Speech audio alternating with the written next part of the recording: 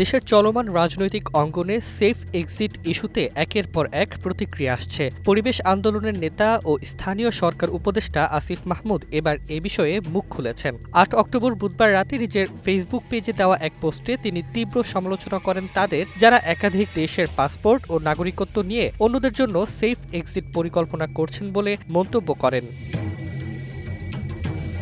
Niacinamide ও salicylic সমৃদ্ধ lily face wash যা ফেসের ডেড স্কিন সেল দূর করে দেয় দ্বিগুণ ফাস্টার ব্রাইটেনিং। ফেসবুক পোস্টে আসিফ লেখেন, যাদের একাধিক দেশের পাসপোর্ট নাগরিকত্ব নেওয়া তারাই আবার অন্যদের সেফ এক্সিটের তালিকা করে। তিনি আরও যোগ করেন, যারা ৫ আগস্ট পালিয়েছিল তাদের সিম্প্যাথাইজাররা এখন কষ্টে মরে যাচ্ছে। বারবার ফ্যাসিস্টদেরই পালাতে হবে। আমাদের জন্ম এই দেশে, মৃত্যুও হবে এই মাটিতেই ইনশাআল্লাহ। ফ্যাসিস্ট খুনিদের সঙ্গে লড়তে লড়তে আমার ভাইদের মতো শহীদি মৃত্যুই কামনা করি।